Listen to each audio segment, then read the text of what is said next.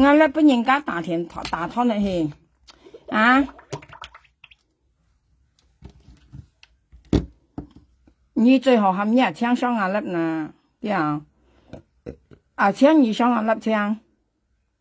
你係咪啊槍上牙粒？你有啥要架槍做朋友啊？你唔記上牙粒話我悶記啊？我悶記當咪拿啱命嚟打發隻隻女啊？吓？你最好係嘛槍上牙粒嗱，啊槍啊冇聲係假的啊槍嚟啊同埋咧朋友間嗌成嚟前到呢啦，平時已經係咧，你摘咧到春園灰，你摘春園灰間，你摘春園灰間，啊你摘到牙花仔，你摘牙花仔，牙花仔，你摘春園灰，你摘牙花仔，到嚟啊你摘咧做郁埋，你摘郁埋。吓，你摘咧到春園灰，你摘春園灰，啊你摘春園灰間，你摘到花仔，你摘花仔，你摘春園灰，你啊朋友嗌成隻公仔俾你看咧，你摘到郁埋，郁埋咧到夾花仔春園灰。春園灰吓，你摘春園灰間到夾郁埋頭女，春園灰到夾郁埋頭女，春園灰夾郁埋頭女吓，到頭五條，春園灰夾郁埋頭五條，郁埋到夾花仔講，你啲朋友間春園灰到暗間到鐵葉呢，暗間到出嚟間。暗間到鐵葉拎出來到夾郁埋頭女，頭五條，佢講少年王講，佢講少年王咪有佢去簽去先當簽少年王，因為少年王看西嘅，佢講看西少年王看西嘅去羅拜多攞份雪，佢講佢劇雪啊意思係呢啊，鐵葉拎呢春園灰到夾郁埋到頭五條。春園灰夾郁埋頭五條，郁埋咧到夾花仔講間，夾花仔講，郁埋到夾花仔講，夾花仔講加春園灰夾喺頭女喎，佢講啊頭五條，過嚟咧，你摘咧都係梅仔間睇翻嚟梅仔，幾到春園灰個夾郁埋頭女頭五條，郁埋到夾花仔講，過嚟咧講花仔佢講切加兩沙熱沙機兩條，熱沙機意思三沙人機五條，花仔就講三沙人機五條兩班機，意思按零丁啊，你啲香港人講零丁意思，咪按人計數啊，兩班計嗱三沙人五條按人計你啲花仔就按人郁埋，佢講郁埋間春園灰間夾郁埋頭五條間。郁埋夾春園灰夾郁埋頭五條，過嚟咧郁埋到夾花仔講叫春園灰夾幾頭呢頭五條，幾到湊花仔叫啊，幾湊花仔叫間花仔講好，花仔到按叫啊，叫兩班機嗌冇春園灰特緊領，花仔到夾春園郁埋講，幾講幾唔識春園灰嗌唔啲嘅特緊領，幾講嗌又冇夾嘅未成日嚟幫。過嚟郁埋到花仔叫我叫嗌被含春園灰見一嚟嘅領本嘢，叫幾為含春園灰見嚟嘅領本花仔，呢方面分要噶。過嚟花仔咧到唔知兩班咩嚟咩去到春園灰到見嚟嘅領本花仔，花仔到呢度見兩條佢間講熱沙見兩條，三山人見五條，花仔到郁埋佢講我叫三山人見五條按零丁啊，呢啲按人計數啊。過嚟花仔講樣了，用熱沙機兩條啦，熱沙機兩條，三沙咪機六條，你跟熱扎跟郁埋，熱扎咧都係花仔，熱扎都係梅仔，呢啲梅仔啊。咁過嚟花仔諗住機兩條間，過嚟郁埋咧到大田不花仔話，叫花仔佢講，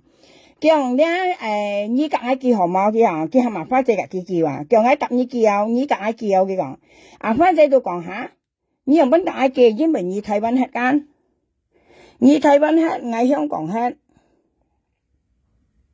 吓，意思我香港黑，你台灣黑，同埋你村員配合你記女，你台灣你單殺記咧，你當咪答我記阿發姐是啊，提日呢兩樣上啊，過嚟咧阿發姐講安那呢，你台灣女夾我香港，你我香港女個題就解釋本幾趟啊，我記講我下呢我記盡班嘢我咪用一台灣女記講嘅，阿發姐話講佢咪用嘅台灣女記話。過嚟咧，阿花姐咪我冇所謂咯，嗬。佢阿花姐很恩記話，嗱喐妹話，叫喐妹咁樣喐妹係咪這件啊？意思你當咪係咪建議五肯記間，幾講幾五肯記間，叫佢答阿花姐記話，阿花姐都嗱到盡門記話，叫你當咪喐妹係因為這件啊？你當係答咪建議唔會答咪這件，幾多唔喐妹都阿花姐，叫佢妹姐去離行啊，去新加坡離行啊。過嚟阿花姐都話我好啦，叫我揀意去記啊，都去記我話，阿花姐都肯去記半頓啦，記熱晒到記33年記5條間，記講村員飛格記頭揀喐妹頭5條間，村員飛格喐妹頭5條，喐妹咧都去喊阿花姐去記，都講阿花姐講熱晒記2條。係啊，阿花姐到嗰度去記2條本村員飛，過嚟咧，喐妹到大田不阿花姐，佢講花姐嗌答你記啊，佢講啊，阿花姐到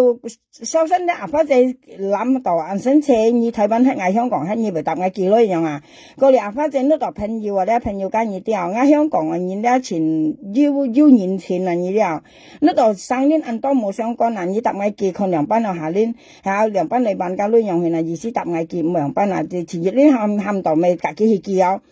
阿花姐到河絲嘛，阿花姐按河絲嘛啲，阿基到就係基本村員飛話，跟離齊你，跟係要看離齊你，我講係威勝負要離齊你咧，我又冇裝咪，我識聽阿花姐講嘅話，阿花姐又要看我啦，離齊你又要看咧，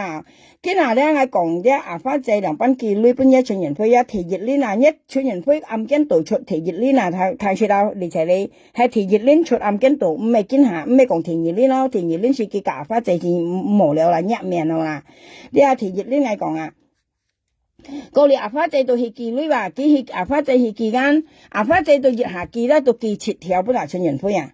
記熱下去記到記7條，本來記6條間，熱晒2條間，33咪6條啦，阿花姐嗰度村員飛又先當恩人啊，意思啊記多熱條本記雪飯啊、雪水啊嗰啲啊，讓阿花姐認識講到竟然恩河啊，你話朋友間，你記到本來記6條間，阿花姐喊記多熱條本記啊，記又7條本記啊，本村員飛啊。過嚟記了下，記了間到妹姐到台灣，咪有新加坡到轉台灣啊啲阿妹姐到轉台灣啊，記到大田本阿花姐，個花姐嗌扮二女佢講啊，阿妹姐到講花姐嗌扮二女講解本日，你隔嗌記女本村員飛佢講，嗌經常嗌扮嘢講。阿花姐都男妹姐叫我叫5時啊，我本意識過邊了，佢講嗬，5時啊講意思前意識過邊了，或者5時2班了樣啊嗬，講信了阿花姐樣講緊，阿妹姐都阿花姐講我冇，佢講我要女，佢講我冇嘢女，佢講你見一日嘅另外我記班嘢阿妹姐都樣講啊，我記班嘢花姐我記班嘢佢講緊，過嚟阿花姐講我5時啊講5時記了講，佢係都係記啊。阿妹姐咧，屎都一記班就阿花姐，你分面啊計2條啊，意思記答阿花姐基本村員飛嘅屎都係扮阿花姐啊。過嚟阿花姐講到過嚟喐妹到講喊阿花姐，意思記講係扮阿花姐係樣班人啲嗬，過嚟記到喊阿花姐。記嚟嘅領本嘅阿花姐講唔安難啊，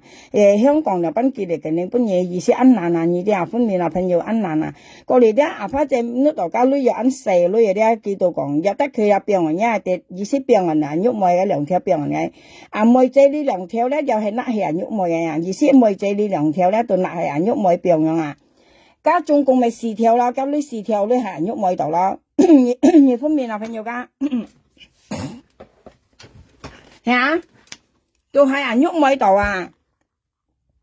係人喐妹度啊！呢喐妹姐呢2條甩起人喐妹度啊！過嚟咧，人喐妹到大田不阿花姐叫阿花姐記得嘅你，阿花姐要唱阿妹姐樣講安難啊，二分面啊朋友家，幾意思安難啊，同埋加現香港嘅女台灣女唔相同啊，意思啊，對啊，過嚟阿花姐就講下，有得佢喺度病住先啊講，過嚟咧繼續講啊，阿花姐頭嘅原理啊，都樓梯啊，阿哥啊，啲嘅另意思，記去本家嘅樓梯嘅歌啊。阿花姐嗰度按麻煩啊，你啲啊，按用記嚟記去按麻煩。如果係按用嘅咧，當咪你當初你唔係能送基本全員配嗱，你要講本一歌一字咪啲幾阿花姐落班講嘅喐咪啦，喐咪跟含嘅，幾講幾咁撳啊，叫幾將本嘅歌咧啲度咧，本嘅羅咪啲度，本嘅借咧，本嘅咩都啲度幾講啊，咁撳啊，幾講幾咁撳記呢本全員配啊，搭阿花姐記啊。cái là sản sinh用啊，朋友間呢啲啊，嗌聽阿花姐學嗌聽就係用啊。過嚟咧，阿花姐講下過嚟下，幾多啊陣咧，人喐咪咧，阿花姐嘅阿哥啊，或者嘅樓梯頭嚟嘅你啊，佢意思佢台灣啦，佢女問佢咧問嘅樓梯嘅歌樣啊，佢係嘅一梯落阿哥嚟嘅你。阿花姐就唔係本嘅都自咪啲，佢女本全員配，佢問盡佢人用，唔係啲搭嚟搭去啦，呢啲啊，佢唔係本嘅自咪啲樣啊意思啊。過年咩咧咩次阿花姐講唔係佢講，家人人用咧呃字咪咩啲嗌搬女全員配嘅嗌唔係搬呃字咪啲跟用係，過年咧阿花姐就含佢家女由得佢喺度，意思定佢病嘅部喺度去啊咧，病喺度去啊，過年阿全員配到阿花姐要分頭女啊，朋友家提熱鏈阿花姐是幾年半嘅提熱鏈啦，即係因為人用起啊咧人喐咪。搭線本阿春元配阿花姐嘅阿冠啊啲阿春元阿花姐嘅熱戀女下田熱戀喐阿花姐頭女啊，到頭協調啦，到幾兩晒到5啲了啊，呢啲有幾兩晒算5啲嘅話，春元配咧切一單晒阿花姐頭女啊，阿花姐頭女時阿花姐咧到叫呢番幾家協調本春元配到講大嘅細貨巴上大嘅細貨盡新舊樣大嘅細貨團圓啊，呢啲有過年啊團圓啊，阿花姐要記識條本記啊，記嚟本記下到圈人啊嘛，阿花姐到隔喐咪講圈人啊，計4條啦，你隔嗌記本全員配嘅例啊，全員配嘅例咧為盡新舊樣黑啊咧，盡去隔嘅全員配過人啊咧，叫計4條你隔嗌記本全員配咧做紅包意思啊，你啲啊本記紅包女人用係本嘅例子啊過人啊，過嚟全員配啊呢啲咧到隔阿花姐要分隻女啊。咩只頭，意思頭嚟本嚟切條間，本嚟切條啊，冇多叫阿春人配，要隔幾頭切條，阿花姐要記本記啊，過嚟冇多叫咧，要分頭女，阿花姐都冇記到隔幾炒度啊，意思以頭嚟熱鏈角鏈咧，要意思頭嘅鏈間，半定啊呢4條都係基本春人配咧，阿花姐隔幾炒度了吓，到呢4條度阿花姐隔喐咪講，冇基本記了啊，過嚟喐咪隔阿花姐講啦，記張度熱扎孫啊。一個先挑咗我熱雜嚟啊咧，就裝把cái 4條就搬嘅손搬係啦。你嗌問你啊朋友家，呢一種屬於係騙女人呢啲啊，係講你啊啲全人配啊啲為隔你喐咪頭女啊被意講笑朋友家，以為隔你喐咪頭女啊啲，你做人送搬嘅唔冇講搬阿花姐탕啊，呀。你啲人送一般全人配，一係你隔全人配講嗌冇女，你冇隔嗌頭，你隔劈煙頭，你都唔冇搭嚟搭去叫阿花姐記啊！一係叫人記女啊，朋友間你搭嚟搭去，過嚟全人配頭嚟熱拎腰拎頭嚟頭去變落38條啊！本全人配頭係啦，過嚟呢記馬威咧，呢個喐咪馬咧叫嗌兜沙本夜女啊，記馬全人配啊，叫嗌兜沙本夜女，你單沙插你單沙木珠啦，講威前正間，記粒人嚟講啊，叫你隔嗌頭女嗌兜沙本夜女，事實上佢熱身都冇搬啊！你睇佢熱身都冇搬，喐咪熱身都冇搬啊！香港人講熱號子最細咧，佢都冇搬，特別見馬嘅橋飯咧，嗌兜沙搬嘢，嗌兜沙搬嘢啊！或者佢要盤搬咯，嘅意思佢要搬啊吓！呢個嗌兜沙搬緊，佢隔春人配雙炒緊，佢隔春人配雙炒就嗌兜沙搬嘢女，嗌兜沙搬嘢女，佢講佢馬出嚟威緊講嗌兜沙，意思佢又要搬吓，集要搬樣啊！特別事實上咧，都係阿花姐熱晒人搬啊，計38條都係阿花姐搬，計半日淡白啦嘛，出嚟威咩係啊？佢講你講春人配計女叫你講花姐你講你要搬，叫計兩晒都要搬啊，叫佢唔係講咁樣計兩晒，即係話啲咪喐咪咪姐要搬啊，佢要搬特別冇從呢4條樣啊，係啊，你根冇揾盡花姐，係你要揾花姐咧。甲到2月半，甲2或者到含半月孙啊，或者2月冇半嘛，同埋2雙秋以為嘛講捱到3月半，捱到3月半啊，啊你也沒騙你啦，買一名聲啊，係啊，嗱你可能那邊要甲跌去跌盡啊，佢熱身都冇出啊。佢熱書包就叫我花隻幾呢半年啊！你係冇啥物啊？像你今下俾伊講啊，你春年灰啊咧，隔你啊喐咪頭呢同唔跳啊！你喐咪你要呢，你能上幾本春年灰？但你都唔話係嘛花隻幾啊？你係中年幾呢？叫家老年幾呢啊？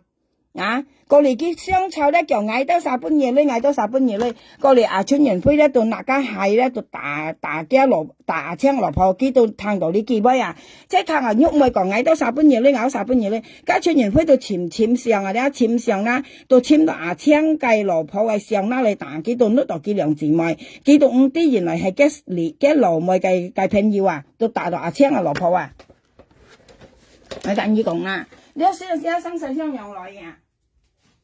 你啊，你含人道念聲喺求朋友，聲一人道念出嚟啊！嗌本兒講，你冇講嗌本兒講啊！你聲喺求朋啊！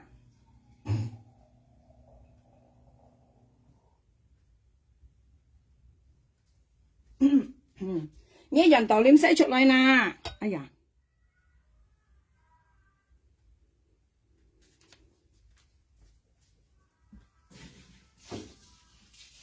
真係到到碰到上去，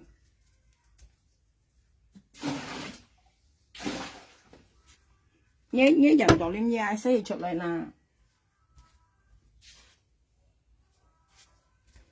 啊！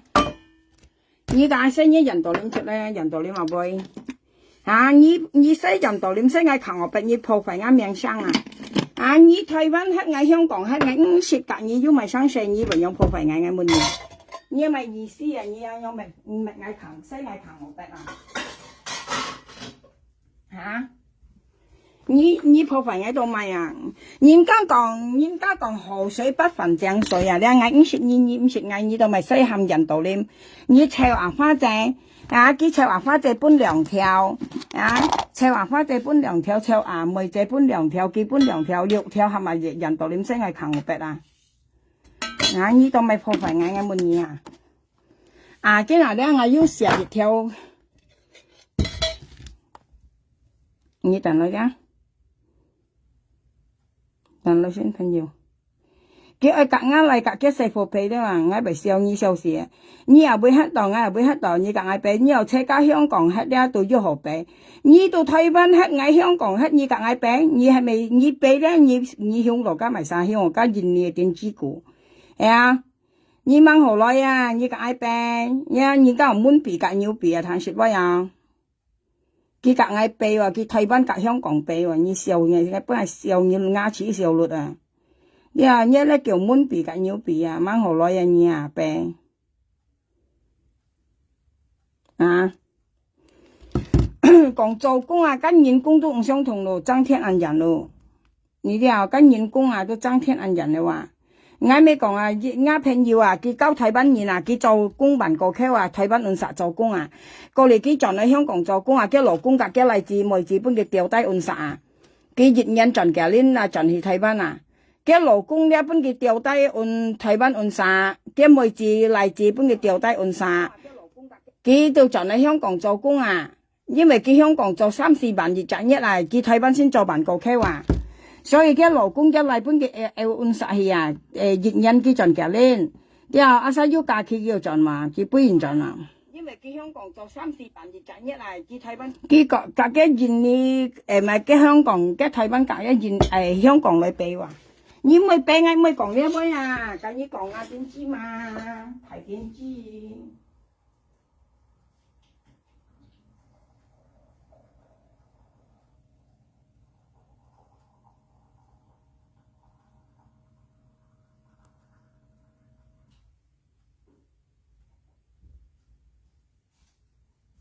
係啊，佢講話啲例子兩班都夾硬比話，切家講威咧唔係講咩啊，講二咧冇用經驗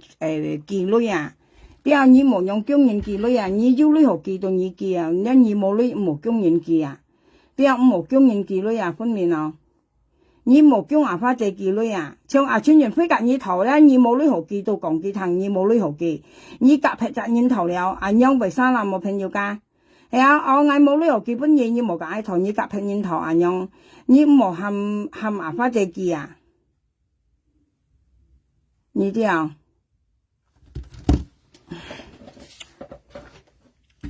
啱嚟嘅天花板見哈，可能是。你冇叫阿花姐記女啊？啊過嚟咧，過嚟啊人道念咧，我翻成本你看人道念嘛啦，人道念間，點記一係郁妹話，又係郁妹話，又係跟郁妹話，又郁妹咧到人道念咧，呢到人道念間，人道念到啊郁妹，過嚟啊妹仔。如果係妹仔話，攞起都叫三散熱來，啊呢阿花仔，呢啲啊呢度人道念一朋友間人道念啊，啊我本要看嘅上啦，咪講我啱應講俾咧，到以為咧冇話俾我咪裝起嘅，又我先滿意話，我究竟乜嚟以物計啊，因為啊呢度咪喊人道念先係求我白啊，啊呢個人道念啊，俾有人道念咪上我俾，啊呢隻。啊！呢隻人道念咧，巴生啊，人道念間，人道念咧，到隔郁埋呢個跟人道念，呢個人道念間，呢隻到郁埋，呢隻到妹仔，呢隻到花仔，人道念到隔郁埋頭女咪照，人道念隔郁埋頭女咪照，啊！過嚟郁埋到恨人道念，啊呢度係嗌，啊呢度係嗌間。啊！呢一度係嗌，呢一度人道念，呢一度郁埋，呢一度妹仔，呢一度花仔，人道念到隔郁埋，隔佢頭女咪照，過嚟郁埋到隔妹仔講，到隔花仔講，佢講人道念隔佢頭女咪照間，佢到郁埋到喊人道念，郁埋喊人道念到西嗌苗下兩行我白。啊郁埋到湊阿花仔記兩條本人道念，到湊妹仔記3年到記6條本人道念，西嗌強我白啊！記郁埋話係郁埋嘅具體話呢啊朋友家係郁埋喊啊，記喊啊花仔啊，記湊阿花仔啊，湊阿妹仔啊，郁埋湊花仔湊妹仔啊，西嗌強我白本人道念看啊！呢啲朋友家過嚟咧，阿花仔都記兩條，本人道念，阿郁妹都記兩條，阿妹仔都記兩條，記3年都記6條啊，3年記6條啊，但係咧4年嗌行我白間，到根本日人道念都冇出過來啊，嗌4記叫我2隻1啊，人道念都冇出啊，今日嗌4滿啊多陣嗌滿意阿郁妹啊，嗌究竟苗下兩得隨意物計啊！你用破費啱命生啊！啊，嗌咩留意物計先啊！嗌用52啊，係冇啦？你商家淡白啦，呢邊熱說白講費嗌咧，嗌都唔會隨意啊！嗌當然冇當啊！你演講啊，你啊困意冇啊！嗌都唔會隨意啊！啊，本牙窿錢可能唔得啦，呢本牙窿錢4年啊！啊，仲同埋呢條片咧，都咪為咗就出嚟咧，朋友家嗌本意看啊！呢條片啊，都咪為就出嚟咧，家先因為見人打呢人生社啊！今年打呢年嘅生世啊，了啊，給你條片先走出來呀，不要，我俾你看呀，對啊，今年打呢啱生世話，我俾你看呀，給你條片先走出來呀，不要，跟郁妹咧做前多問題，然後咧安排先幹啊。切間現身啊，做到安排到買嗌提議嗌戰爭嗌52郁妹啊，5.2係現係貴啊！嗱，而家呢條片都走出來話，你睇下。車啊呀，嗌安開哦，嗌人調子咧，車啊呀，嗌安開哦，嗌人調子咧，車啊呀，嗌安開哦，嗌人調子咧，車。而家呢條片都走出來話，佢咧都唔忿氣啊呢啲啊！ cái意思啊，本人家不呢條片啊，叫阿龍千嗌安開喲，嗌去調資嘅意思啊。嘅因為咧，佢雙蛋白啦咧，或者點講嗌啊，嗌都係點啊，呢個嗌啲嗌唔會隨嘅啊。朋友家一再生係幾喺度啊，咧叫佢講嘢咪講嘢咪，切家冇權去講含言冇講啊。然後切家冇再東西唔驚唔怕人講，啱言到眼樣上啊，因為叫佢講嘢咧，你冇辦法啊，你分明啊，阿哥你咧。過嚟咧，佢咧到阿龍千相差，阿龍千到聽到佢點樣講嘅，阿龍千到上去罵阿花姐夾罵佢啊，上13點咪叻啊！過嚟咧罵嚟佢咧，佢到阿龍千相差咧，佢到寫出阿龍千嘅支牌號又叫佢調資咁樣啊，到寫出咁樣啊，乜嘢呢啲啊？佢到五分氣話，阿玲英講五分氣，一陣你講咪？意思佢條氣五順啊呢啲啊，幾條氣五順咧？佢到含本來人道點寫嗌強我筆啊！叫快有幾心肝朋友噶，以前都同嗌媽緊啲啦，嗌呢一東西咧，嗌猜嘅呢猜到嘅啊，佢聽到佢阿龍千講意思罵佢啊咧，意思阿龍千幫嗌出頭罵佢啊，想13點叻罵佢，事實上咩嗌係咪龍千啊朋友噶，嗌咪天啲係人家剝出來啊咧，嗌聽到阿龍千講阿花仔嘅東西拉到底要去咧叫埋晒掉，定係都話阿龍千呢邊人聽講，按生前一發講到，嗌講按呢見一定嘅另外嗌半夜女咪照，按樣按呢啲啊。過嚟咧喐妹啦，叫到明利度啊話，見喐妹嘅明利度啊話，兩班嚟破壞啱命生了話呢啲啊，見明到冇學明啦，叫到明家人道念啊話，見明家人道念啦，叫到臭牙花仔、臭妹仔，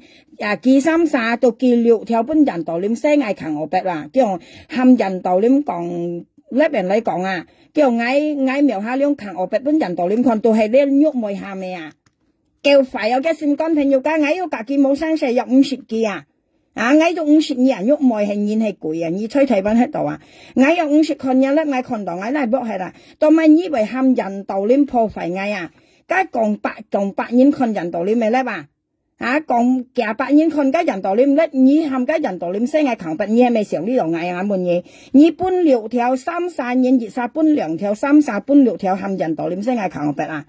我問你啊，呢二係咪時候呢度嗌啊？嗌喐人用做冇啊？冇噶。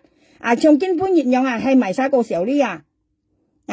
從經半熱啊，嗱，水落石出啊，你睇是水落石出啊。而是人家啲清清楚楚啲了啊，既然係你喐每個時候呢，係嗌個時候呢啊？你作咁多壞嘅東西出嚟啊？你作咁多壞嘅東西出嚟，咪晒個時候呢啊？我唔識講過呢班機啊，咁咪以為含人道念聲嗌強我逼啊？我識講過你嚇，你台灣為幽默嘅係由根本熱咧，我聽到呢一東西就出嚟，我先嚟吸你啊！你冇得同我本意講啊！你講印尼嘅玻璃斯甲香港玻璃斯合作咧話，香港嘅玻璃斯本意亂齊講嘅咩？你聽做盡同印尼啊！你一本事我今日問你啊，你聽你上下叻嘛？你如果你要時路乜喺度學，你可以嘛？你上下咧，我問你啊，香港嘅玻璃斯甲印尼嘅玻璃斯兩班合作啊，兩班人合作啊，你上下咧講唔怕，我本你上下又上嘛？你聽上嚟，一老婆都唔怕你上嚟啊！你要騙花姐女，你學表媽上下咧吧？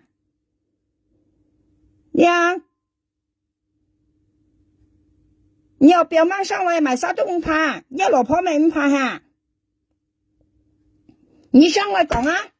我問你香港嘅玻璃斯甲印尼嘅玻璃斯兩班合作啊，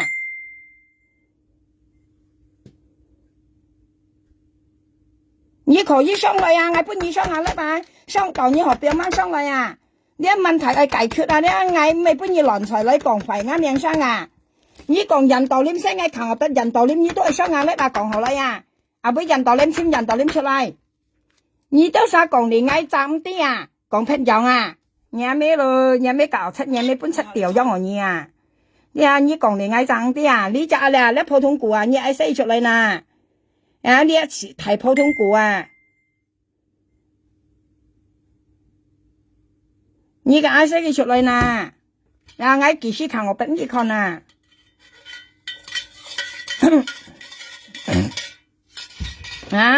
你想同我本意過係啦，冇啊，冇本意過事啊，你冇講得乖乖啊。你冇看到在我面前啊！隔硬比香港台灣比你秒比甲秒滿比啊！你講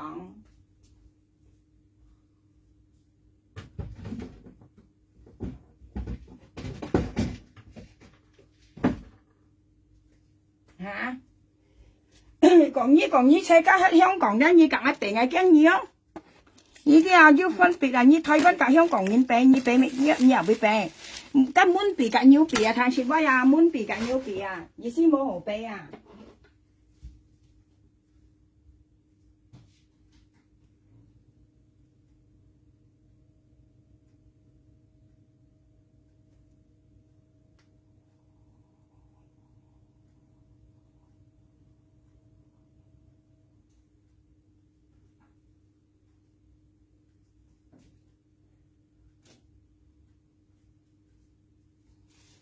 ngay mấy cái như bé đấy ngay hầm như dần tổ liêm出來啊，人tổ liêm sẽ出來啊。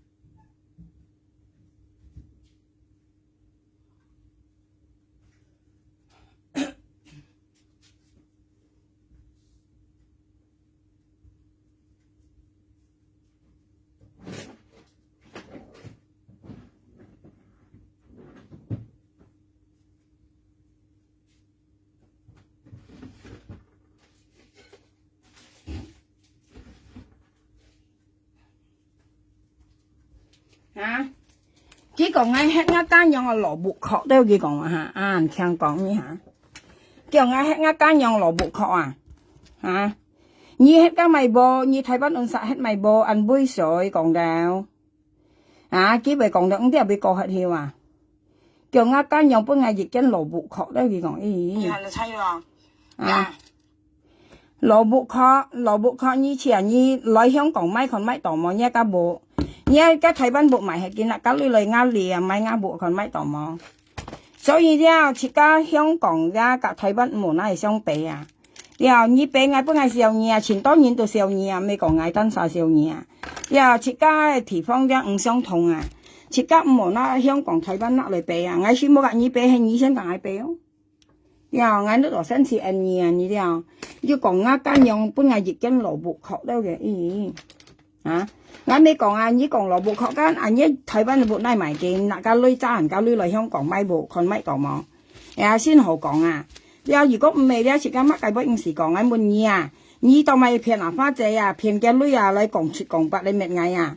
你從你見女本人道理，你都係叫男花姐見兩條，你喊人道理西嗌對你單殺見女吧？誒你單殺見啊咧，你愛咩嗌間啊？你單殺見。呀，你等啥見嗌先嘛？你等啥啊？今下嗌唔係買到阿妹仔，買到阿花仔呢啲啊？今下咧，你湊阿花仔，湊阿花仔搬兩條，人道理，你湊阿妹仔搬兩條，呀3年啊，熱扎到阿花仔話，熱扎到喐妹，熱扎到阿妹仔話，3年搬6條啊，冚人道理西嗌扛我白啊！啊，畢竟今下嗌唔買女講啊，啲嗌都係1200，嗌唔係拖到阿花仔夾喐阿妹仔啊！啊，你都冇女啊？你肯講以前到女台灣啊？啊，你要女6條，你係請人公司啊？你係請人交嚟公司嚟搬，係冇啦？比如今日人道你西嗌扛我白啊！你熱曬咧，你單殺幾6條本嘅，家就叫阿達烏啊，係啊，萬日烏啊。你都人家買百幾話係啊，你百幾2條，幾百幾2條，幾百幾2條，第個歐郎都6條啊，跟住歐郎價呀，咪要女人啊，你要女是你單啥俾啊？同埋咧春園灰啊，春園灰啊，突然面答王啊，到咪以為係麻花仔去記啊，明明啲五條女係你記本記啊，呀，你春園灰隔喐咪同五條間，你記本記啊，到咪以為係麻花仔去記，不啲你都唔答王啊，咧你唔答王啊，呀，你冇女你嗱喐咪你冇喺度講你要女啊，假如你要女嚟講啊，春園灰隔你同你朗誦記本記，係啊。你朗誦喐咪你朗誦本記，你都冇講係麻花仔去記，要答幾記。假設你冇女就你先咪用咪有點點盡嚟騙麻花仔記女又，係啊，你咪騙麻花仔去記女啊？係個春園灰隔你頭係啊，比如你要女嚟講啊，你出朗誦記本記話咪有五條啊，俾多女啦嚇，你要講以前多女前納女嘅向現啦大劍啦。啊！你要咪知擺嘢，你要啊，你唔係含花仔去記咯，你咪中記去記咯，咪生啦咩？你使冇女啊，喐埋，你講你要女要學白啊，你啊要一支擺麼啊？你要提支擺啊，要提學白先嘛你啊？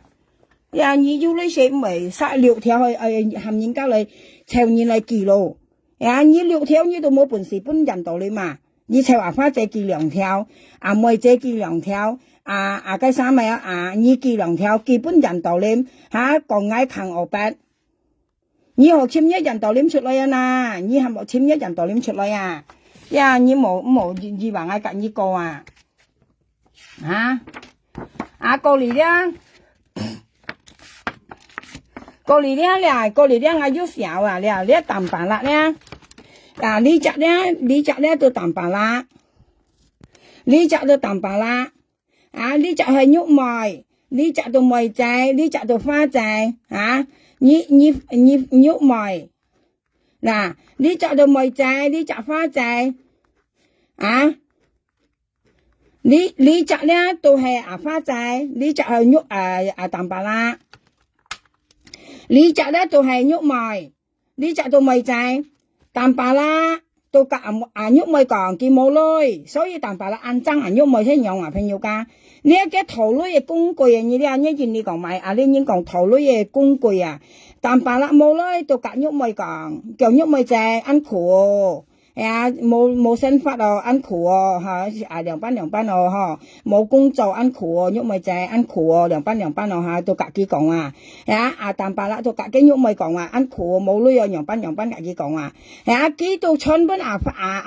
仔話，喐咪淡白啦，隔幾講冇女，幾到淡白啦，隔喐咪仔講冇女按酷。夾喐咪仔頭女淡白啦，夾喐咪頭女，喐咪到春到咪仔講啊，叫咪仔佢講啊，淡白啦講佢冇女話冇做工話安苦冇女同咪咪冇女同咪你咪加到對難呢啲啊朋友家，喐咪到夾咪仔講啊，咪仔到夾花仔講啊，佢講花仔佢講喐咪湊佢呢本淡白啦，佢講啊。佢講妹仔講花仔佢講咪有喐咪湊記呢本淡白啦咯，佢講叫記腳咯，花仔仲有門記啊，唔知係花仔門記腳咧，定係妹仔門花仔記腳咧啊？過嚟咧咪有喐咪度講熱沙記條熱沙記熱條本淡白啦，3咪記3條咯。二分面啊朋友家，3記3條咧，特別花仔度就係基本淡白啦熱條基本淡白啦熱條，特別記2要記切加5啲要記冇記切加5啲記睇返喺度特別花仔度係基本淡白啦熱條過嚟咧就過嚟淡白啦，燒鐵冇呢間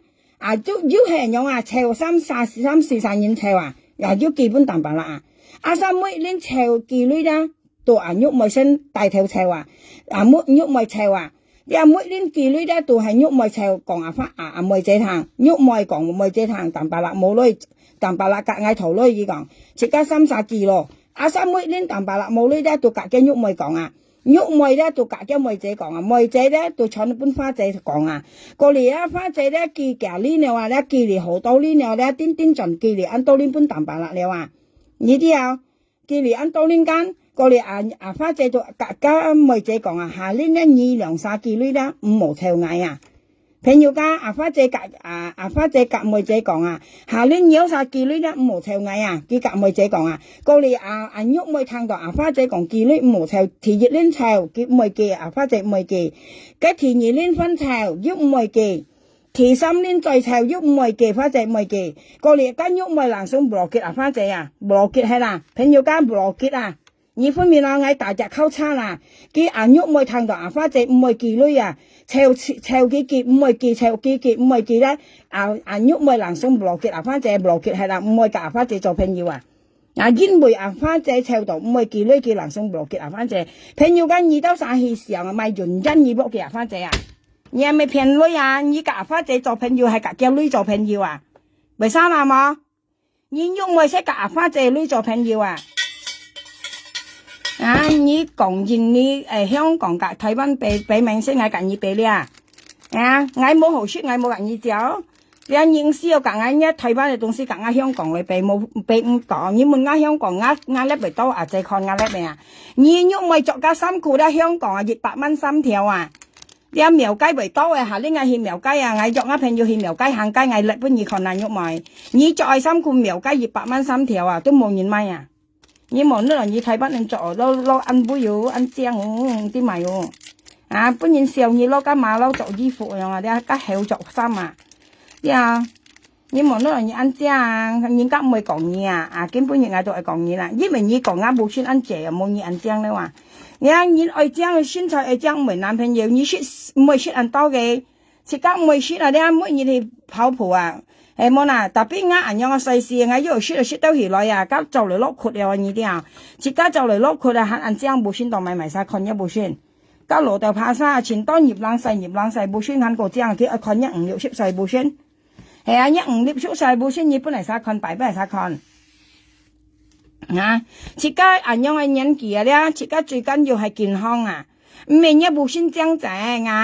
一部先將仔咧，你又冇本嘢又冇人講嘢將，特別嗌講嘢啦，嗌冇講將我嗌講嘢啊，啲撈家抗用啊，咁你講啦，如果你本嗌咧嗌嘈緊啱冇先啊，你又起碼咧嗌説咪嗌要説嗌唔係講，哎呀呢嗌咁説加嗌咁説嗌驚咪驚倍嗌咩哦，佢係細事自家冇講咪説啊，加要咪説時啊乜計到 share 特別可能你 share 冇講出家配嘅東西，咁唔健康喺度冇 share 落出講，加為 share 落自家腰平痛。你分面啊？你到去到盡有騙反正女後講印呢玻璃絲，隔香港嘅玻璃絲，本係向嚟2、3月咧話，嗱3千用去啦，隔反正女幫咧用嚟騙嘅女計嘅女啊，你做求醫冇啊？過嚟喊腰咪嗬，我已經係上到長期你用去人道你生涯求不又係話，又係用去話朋友間，又係用去話，先用去一係人喐妹砌佢話，見乜計就係喐妹砌佢話，人喐妹砌妹仔要砌花仔人用話，過嚟咧砌女砌去咧，花仔講，你下年2、3幾，你2、3幾女咧5毛砌嗌啊！要5、3啦嚟，見咗按嘢，冇啦，你見女都咪被臭嗌啦。花姐講咩跟5、3啦，到過嚟啲聽到花姐講見女冇臭嘅，1年見5臭，2年見5臭啦。喐妹人送波花姐羅結係啦，佢又冇得隨意，幾波花姐恨啲你啲朋友家，花姐恨啲喐妹台灣嘅喐妹佢羅結花姐恨啲花姐講嗌冇咩幾物嘅嘢，冇得嘅嘢，意思冇得隨佢咧。過嚟妹姐講叫花姐佢講妹姐打花姐講叫花姐佢講佢講間喐妹剝係你咯，佢講叫剝係你咯，叫花姐講吓，佢當咪剝嗌佢講，叫係話叫佢剝你剝係2呢拜咯，佢講過嚟喐妹講花姐講叫係叫佢當咪剝嗌，唔計得嗌冇看落幾粒嗱，花姐用妹姐呢叫唔計得嗌冇看幾粒嗱，佢講係話叫佢剝你剝係2呢拜，所以因為佢臭幾女佢唔係佢佢淡白啦隔喐妹頭女淡白啦呢隔喐妹姐頭女。喐妹到夾妹姐講，妹姐到趁本花姐講以下呢2、3幾女5毛臭嗌記超聽到人記人送波花姐啊，因為記抽熱鏈唔係記2鏈唔係記3鏈唔係記抽好多鏈記都唔係記啊，一記人送波係花姐啊，你係咪有夾花姐呢做朋友啊？過嚟撥機咩？撥機咩？一記叫花姐撥機咩？潤因呢啲咪有？我呢度夾蛋白啦，冇啊，蛋白啦，我本嚟記女間記到講快我啊，呢啲啊，你識白講啊，女埋血啊，咪面女啊，講到埋血咪面是家是安酷啊，呢啲啊埋血，埋你冇女埋血。埋到家血你女搬機啊，會可能我都講係咩我埋血咩我見嘛女啊我錢多啊，喺個我冇別意我冇埋我見來買面色同埋使用講埋血安冇談間我到那家見出嚟隔起搞笑隔蛋白啦搞笑呢啲啊朋友間喐妹咧到數花姐佢講緊描下兩錢撥機冇佢講看衰你係政府嚟啦，呢事實都咩人用起啊，過嚟咧佢錢係花姐撥機嘛大田花本花姐夾呢啊喐妹啊，堅係大田花本花姐係花姐撥機嘛，佢講緊描下兩看衰你花姐就講你係政府嚟了講你當咪了佢講啊。佢講你撥嘅花仔，佢講妹仔都撥嚟兼咯，佢講啊，本日咧妹仔要撥兼，特別啲撥不係晒看眼記得，按上撥滿13點看到啊，過嚟咧撥了下，佢妹仔撥嚟兼嘅限啲嘅撥埋計啊，兼為生啦咧，佢撥嘅2條頸鏈，1條小鴨，夾隻戒指。佢那本咧蛋白啦看，佢講矮都要啊，佢講啊係你先要咩講，咁妹仔然咧又係用耷地，然後呢一送先慳個5公嘅事咯，即係人家大難都扯唔埋啊，慳個5公嘅時候特別佢要去打理，但係咧我都原諒嘅朋友間，而家可能佢本人送貨到啊你啦，我原諒呢妹仔咧，我原諒佢啊，我冇最近冇生性喊到，呢一東西咧要黐到佢兩分都會染到嘅命啊咧，像呢隻安樂妹仔染到都安順。竟然都安全啊！你竟然唔係當生性人咧喊到佢本人，即係本你摘東西送貨到啊！你啲東西是突然鬧你啲你喐妹啊，前突然鬧啊！你有見香港本係吃衰，如果香港本意吃衰啊，轉為咁啲喺度唱馬雞啊！我冇便宜，好彩你睇翻喺度啊！喺香港本嘅喺度慳個時哦，我冇便宜，加蚊錢為咗加冇普通地用啊！你就喺度啊！咪唱普通地話，如果香港本嘢喺度啊，戰爭啊好彩佢睇翻喺啊，佢香港喺或者香港喺不喺度為咗個普通地用啊，一唔會講喺講廢嘢啊，因為一樣企出嚟按上架啊，你啊你嫌你咧冇壓啊，你啊你愛嫌你愛人家講愛本人講咧愛電啊愛泥電啊，所以出冇講嘢嘛。你講含人道念聲嗌求我白呢啲啊咧嗌含你配埋都得啦，嗌冇便宜你啱少呢嗌啊，你又嗌求我白本諗自然看啊，家都冇可能嘅東西啊，係啊嗌含你配埋都得啊，你記得嗌冇聲音你啊嗌50啊，你當咪含家嚟自然聲嗌求我白啊，你用少呢嗌當咪嗌咩同你馬計啊。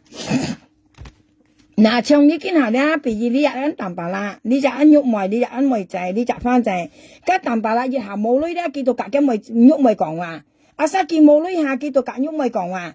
佢又冇女啊蛋白啦，又冇女咧見到隔肉梅講話，肉梅咧到隔梅仔講話，梅仔到隔番仔講話，叫蛋白啦，隔幾頭女佢講啊，蛋白啦，隔肉梅頭女，肉梅到隔梅仔講，梅仔到隔番仔講啊。過嚟搣嚟搣去啊！花仔都講記你好多年咯咧，記你好多年。花仔講你咧，你2、3記女啊咧，冇臭藝啊！你分面啊！花仔講你啊咧，喐妹夾妹仔啊，你2、3記女本蛋白啦咧，你冇臭藝啊！藝妹記啊，你2、3記了。用啊！過嚟1年、2年臭、3年臭啊，唔會記間喐妹咧，能送不落結花仔啊！唔會嘅，要做朋友啊！因為當埋啲朋友計5度花仔女，叫5度嘅記女啊！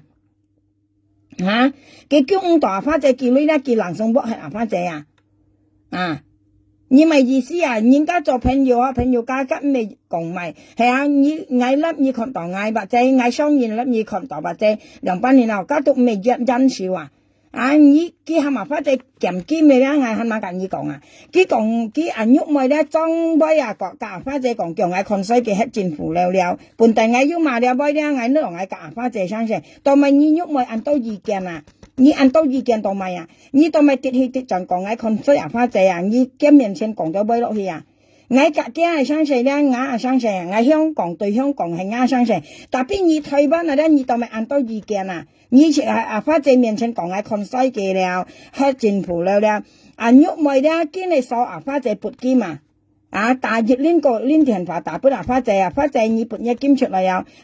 苗下兩看衰面，你撥金撥女，事實上咧，佢就係看發仔嘅女要幾多，嘅金要幾多，佢到咧價錢咧到你慢慢價佢借女計女價錢抄定錢嚟騙發仔女佢看到發仔錢到金撥出俾佢看到啊！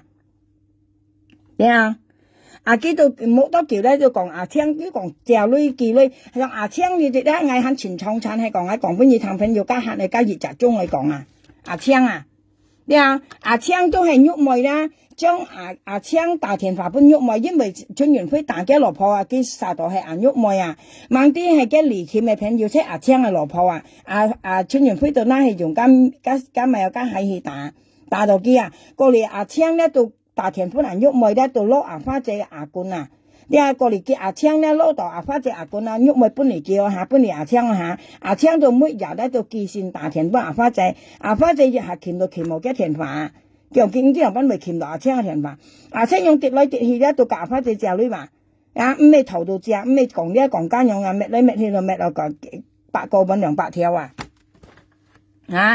既然你講聽你唔說你上嚟晒咧講認識嘅，意思已經達到時了。你自己講威為好聽你自家聽下，你唔說嘅，你按強愛驚了下，你蠻好講驚跟你講你蠻好講驚想寫你已經達到時了見下。我最掉腦嘅咧，我夾發仔相湊咧，佢發仔面前講我咪有講我咪有唔是驚發仔樣，請講佢講請講本佢響埋2日佢講響埋3日佢講。我而家嘅問你冇本事搬難多。佢講請講咧話，佢2-3倍好講嘅，佢跌就咧講佢唔說請咧話。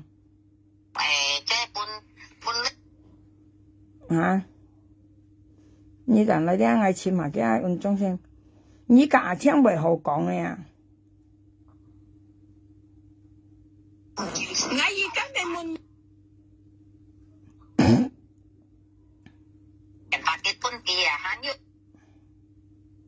你咪有你。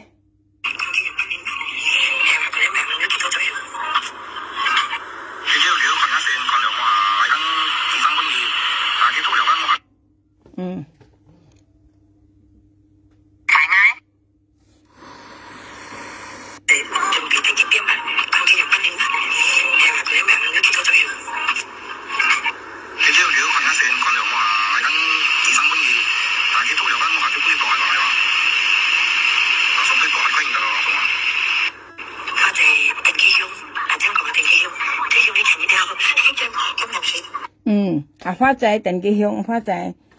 定佢向埋呢件嘢咯，佢講佢想埋晒咧，講佢說聽咧話已經達到時唔說聽你嘛聽借發仔女愛辦進來你啲聽你咧用佢嚟假聽2-3用嚟騙發仔女你講你介紹聽本發仔說間。你玉梅間請間你頭發仔計罐間，你跟你本嘅，你玉梅本請間，係你本請間今日請咧，發仔頭借女咧，頭女借女間，騙發仔女騙落8個條間，即唔多唔少咧，都係因為你玉梅咧做中間人介紹請本發仔認識你講你今日你講話咧，你假聽唔說你隔壁上下晒粒樣講緊，你冇講咧冇有你啲你已經達到時了你愛死率一命生不曉死率你聽你發仔借女，你聽2本認識發仔聽你2本認識發仔係咪玉梅將嘅罐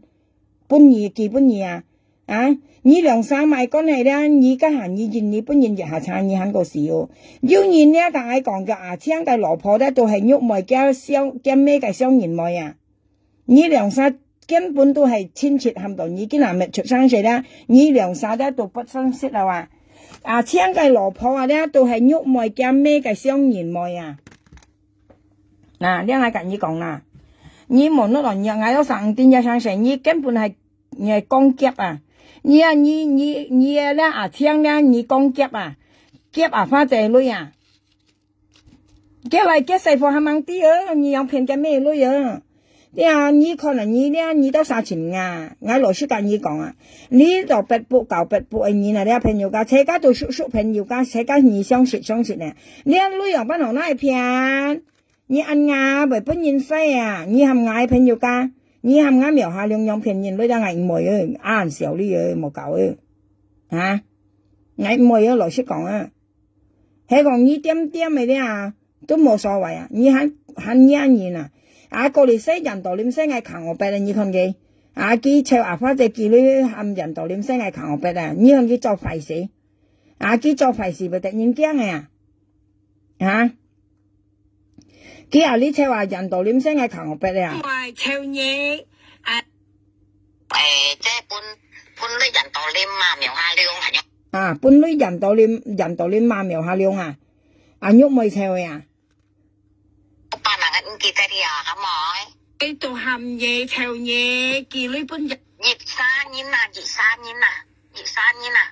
啊，3年啊，3年啊，佢真係搬熱。唔得講搬熱跳班嚟唔記得啲啊！跟住嗌幾兩條搬人道念辦用嘅嗱，你分嘅啦，分嘅啦。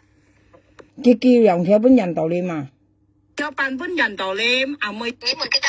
籌錢用灰啊？你們幾咁講麼？你咁們幾雙粒嚟講麼啊？你們幾咁快咧？係咪雙粒講麼啊？你們幾咁麼啊？你們幾咁麼啊？我嘅快得朋友嘛。mà nhà mấy chi à nhưng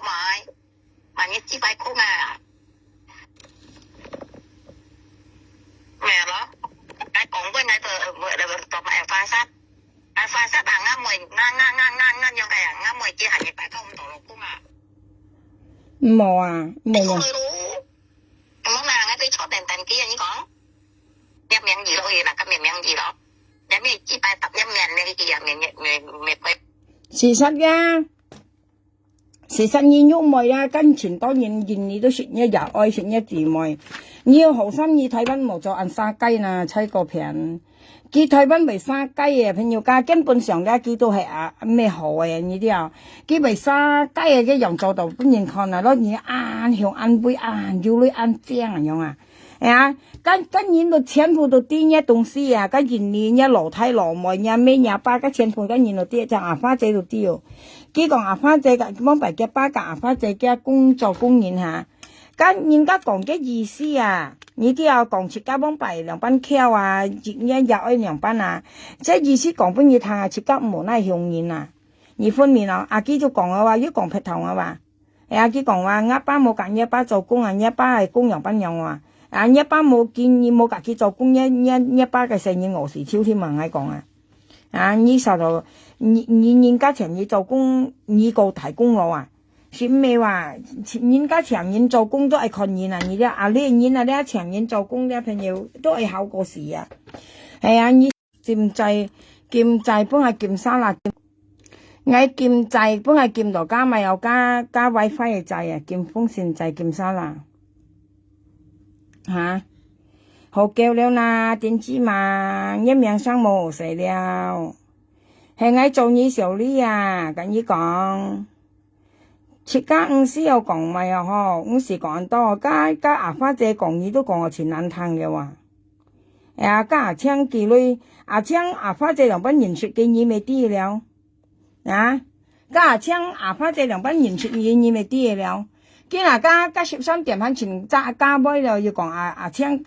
花姐認到阿青了，要講佢作高檔短褲都加幾多冇實啦嘛，加阿花姐啊，設家講笑朋友家，阿花姐咪作高檔短褲啊，佢都硬夾阿青係有嘅例子用啊，啲朋友家講笑啊，從依阿青日下大田依愛試醬嘅話，依大田不阿花姐次次都試醬啊，加13點未啊？佢扣田本人日下扣到4張嘅話，咁你當咪為大4張本人啊？像家請打電話都係啊，一下打不下花姐都是這樣啊，你講咩啦？你冇打電是這樣，你啲人家會擺東西，你愛使。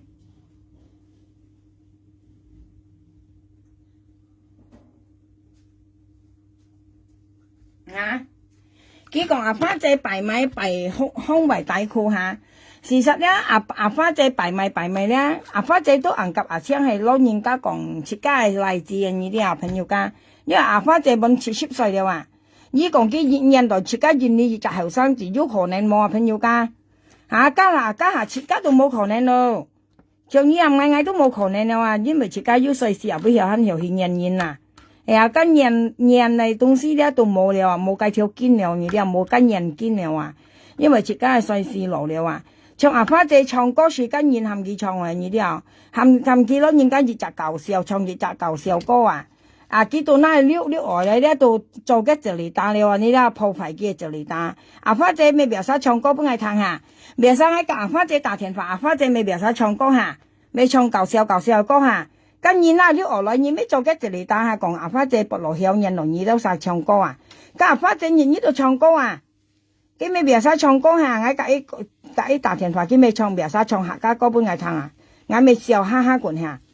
阿花姐按人搞笑啊，竟然啊按人唱啲歌嚟隔人搞笑啊呢啲啊，竟然開朗啊人啊，按人妻着錢容易騙嘅女人呢啲啊。竟然冇心肝冇熱雜咯，人家講梁斌講嗬，竟然啲心肝按害你啦，你啲啊所以嘅女咪按改本人騙成樣話，你啲啊叫咩講要心事你啦，人講咪佢相信啦，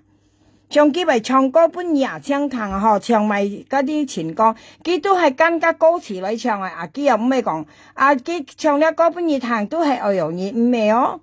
你有自家冇樣文沒意呐，佢將呢一個咧同埋阿花姐，你打田本嘅，你一下靠田本阿花姐，你都靠市長，你打田本嘅你打田話本阿花姐咧，你打本阿花姐田話，阿花姐咧唔會接你又難，接你又難啊！你別晒靠田話本阿花姐，你呢個靠嘅咪靠嘅會賺朋友噶，佢靠田本阿花姐咧，佢靠你摘田花啦。你啊聽咧，你每天打田本阿花姐咧，你都靠你摘啦，靠你摘田花。你都咪打你摘本阿花姐呐，都咪你咪打你摘本阿花姐呐。所以你看到阿花姐嘅胸圍底褲咧，你就講佢撥命本你看撥我俾你看唔冇啊。阿花姐都按老了話60啷歲了話，阿妹可能做得上線啦。挨到晒自己打田咧，別晒都打你摘啊。特別你啊，請每年靠田啊，隔13點啊，咧每年靠田你係靠你摘啊。特別你靠你摘咧，阿花姐冇可能唔會接你田花，因為到咪咧，佢簽嘢阿花姐打本嘢，你又唔會彈嘅田花話，花姐打田本嘢，你又唔會彈話。特別你到陣你打本機咧，你到打你摘話，阿花姐唔可能唔會彈啊，因為佢簽你簽唔到啊。你打本機咧，佢一定係彈一田花，因為到咪咧，佢愛看你幾時班幾女啊。你咁講教你家己啫，特別佢大本兒咧，你阿花姐大本佢啊大你摘緊，佢都唔會聽話，到陣佢大本阿花姐就大你摘話，過嚟佢又講破壞阿花姐講阿花姐撥能撥胸圍撥咪啊撥胸圍撥咪啊撥鵝筆啦嚇，硬啲佢講撥咪啊，你樣你就破壞佢話，佢阿花姐簽嘢你大你一田花本嘢你又唔會聽話，阿花姐大本佢緊，大你摘田花本佢緊。特別佢唔會彈啊，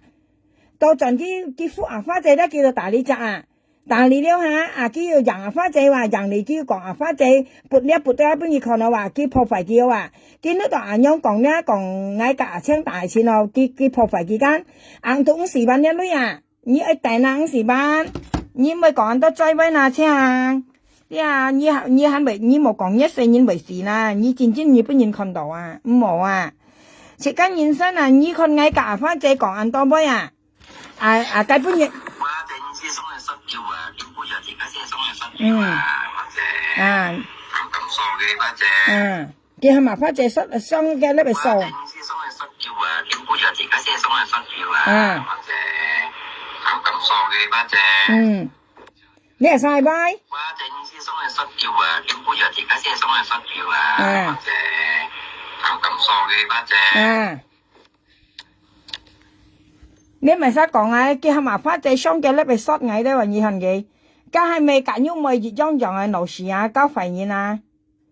叫花仔，你先係上去縮嘅話，撳數嘅花仔，佢講啊，叫麻花仔嘛矮咧話，你當白啦，你費心肝啊，啲啊人生冇人費做人啊，佢講下麻花仔雙嘅咧被縮矮咧，佢講撳縮嘅，撳數嘅，佢講啊，啊？意思係交費啊，係農貨啊，花仔嘛矮話，花仔意思係撳上去縮嘅話，花仔撳數嘅花仔，佢講啊，啊你係嘛花仔上有粒數喺度咪嗱當白啦，你係嘛花仔數喺度咪啊？啊我咪來你買計啊當白啦，你唔叫嘛你送啊花仔嘛，意思講啊花仔爭嘢係嘛矮人又係安倍要當白啦，安強哦隔到香港啊姐，安香港啊姐安爭嘢啊樣嚇。嗯。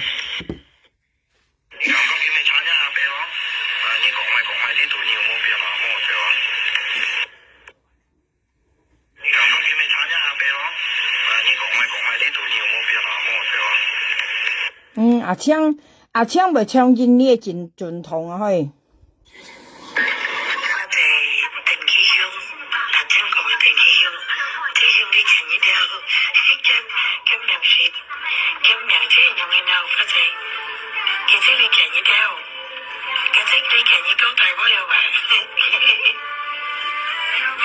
咦，跟喐咪啊，花仔鄧記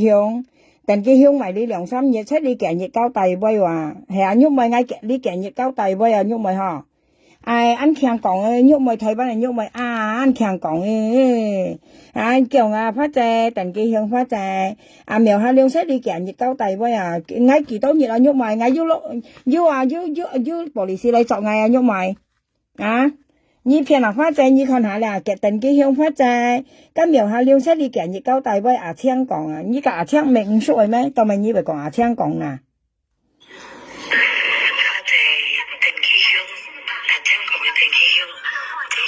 啊，阿昌講鄧記香花仔，阿昌講鄧記香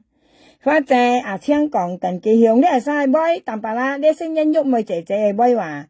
啲啊。阿昌講鄧記香花仔，阿昌講即係香埋啲件熱花仔，佢講啊，鄧記香花仔，鄧苗下兩氣香，西香埋啲2-3日咯，佢講啊，俾香港嘅玻璃士嚟作嗌，香港嘅玻璃士阿俾調嘢咩嗬，有時戰爭係調時嘢咩冇辦類嘅，戰爭調嘢咩喐埋戰爭係調嘢咩喐埋。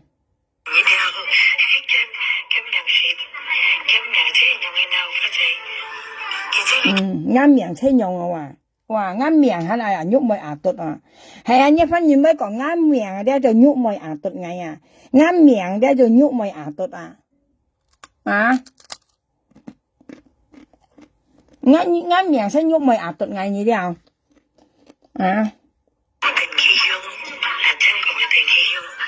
喐咪牙槍講鄧記香，用講英式牙槍，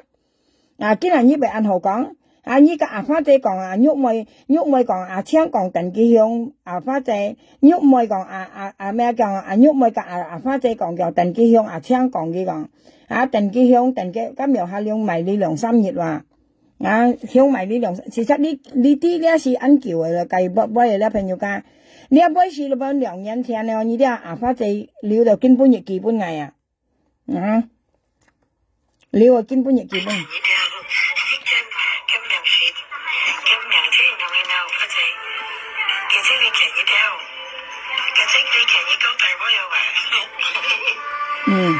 你聽到喐咪佢講嗌出你件熱交大威都佢講花仔鄧記香花仔，咁苗下兩出你件熱交大威話，依家係冇沙拉麥麼？用片花仔女咪冇沙拉麥啊，食時本然喐咪人女啊，食你面長面度啊，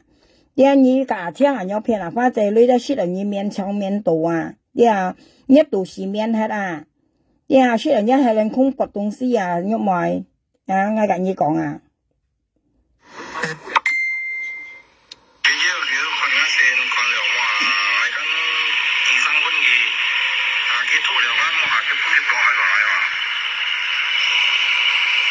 飛過海歸得咯，送我。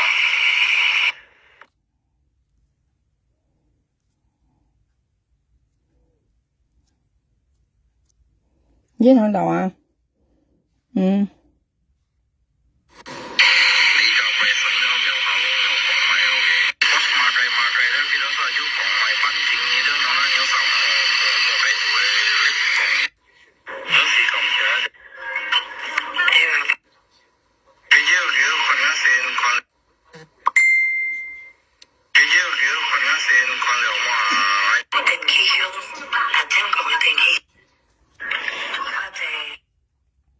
nhiễm是廣東啦。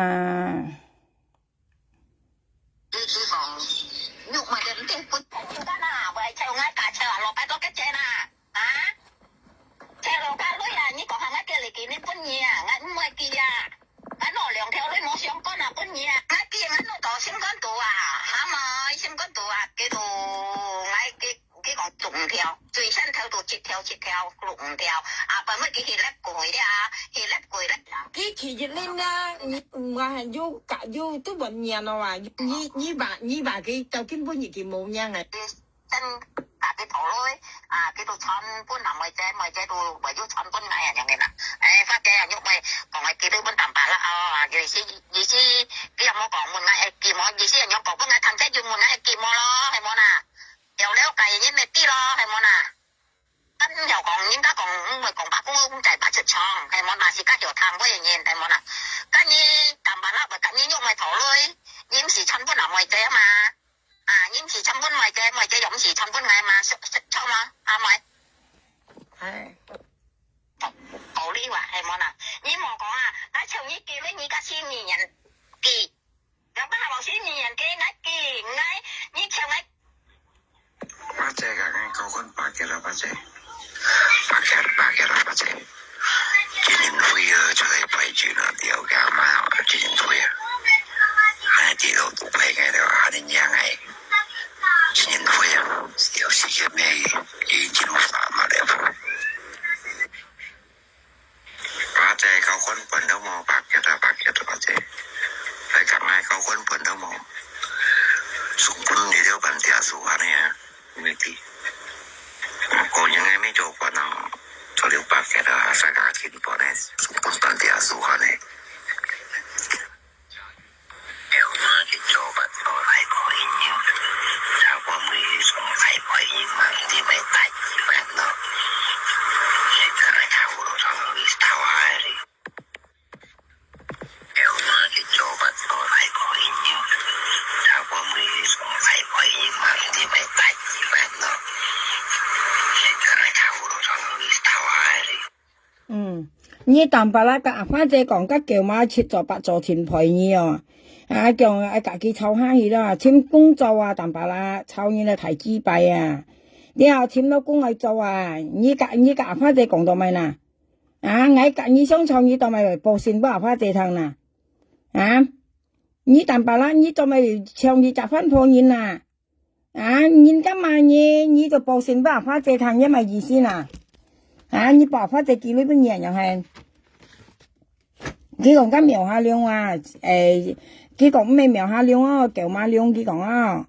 切咗八做啊，前喺度嘛，佢話佢講夾發隻報線咧話。你看看，啥来？我说我做了，已經研究，人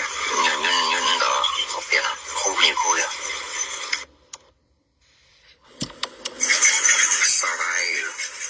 我說我做了，已經研究，人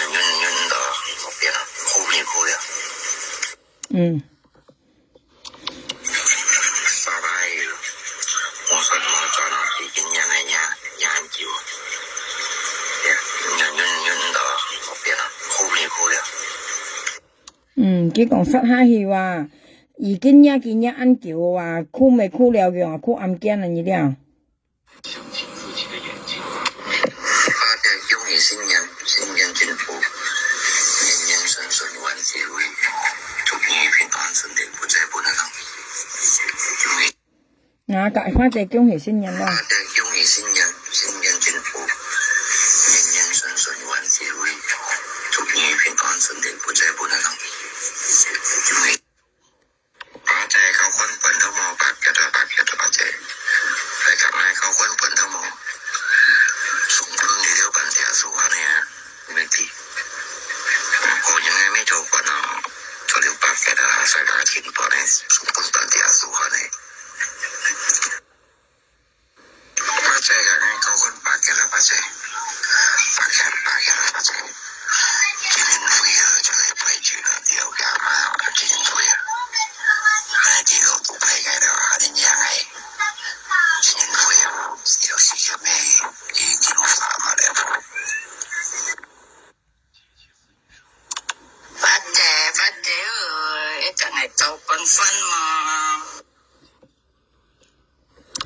發姐，一陣係做軍分嘛。發姐，一陣係做軍分嘛。你看啲兩公婆，嘅老公喊你就到老婆喊啊！老公犀利，門夾花姐係隔起交軍墳冇就到嘅老婆喊啊！呢兩公婆呢過年夾花姐叫佢先人，你隔一仔要叫佢先人冇嗱，喺上門嘢淡白啦，你冇開炸仔，你個係叫佢先人冇嗱。你意思叫佢先人係嘛？花姐寄女俾你過人下，寄紅包下。即刻講笑咧，朋友間都話好笑啊！仲見半日咧，見麻花姐嘛就時間超啊！但俾建議幫大量班夾花姐講啊，幫你分夾冇啊，講翻出來啊！你賣飯咧就走嚟香港啊！你揾你係走嘅女啊，未走飯啊，你係走阿花姐女啊！你啲啊，你未走阿花姐飯啊，未走佢飯啊！你啲啊，你走阿花姐女啊！喺無切間咧，唔會明顯咧，咪到按吹過啊，朋友家，嗌要上隻良心啊，喺講嗌冇良心，你淡白啦，你疼得啊！然後見麻花姐啦，講阿花姐快間，從呢用獻從一老婆你講嚟就當一路花姐，係咪分嘛花姐？佢講話家要講應該講快嘢，係啊。有別你嚟做係了係咪？嗱，唔會不。我以為落結嘅，個通州落結嘅不啫，俾埋條諗地址啫，你落結嘅係瞓到。家花姐講好威啦，佢講嗌破通跳咧，話落結嘅咧話，番姐講家破通跳啊，冇落結嗌啊，佢講啊，家諗第二，佢嗌識花姐諗第二間，到陣佢識嗌諗第二，識家花姐先嘛，佢呢識家花姐先意思嗌識花姐諗第二間。佢都趁少花姐識就嗌諗第二啊！佢先攞計花姐先，佢講呢杯銀章咪講埋計呢個，即係講花姐女話，話花姐寄女本嘅啊！而家朋友家，自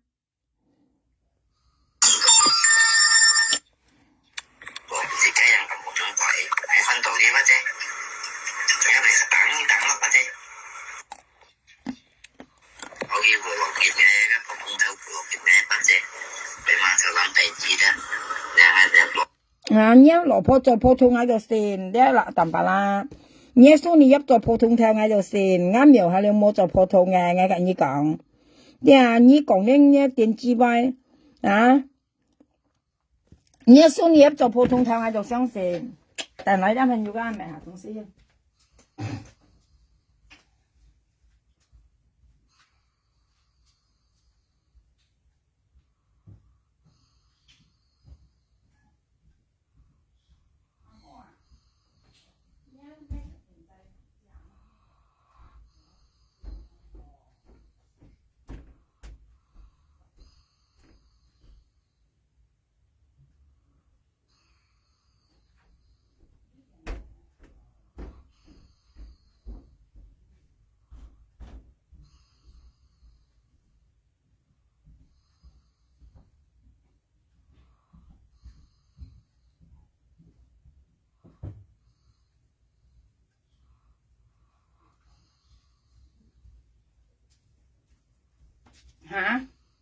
你按聽傳法，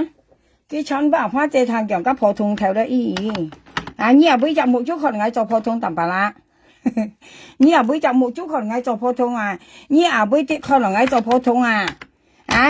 你阿妹跟普通店嗌做普通你看到啊，淡白啦。你老婆搞嘅就老公你咪講你講嗌，你數你要幾百俾人掉到面係啦，你先到你掉啊。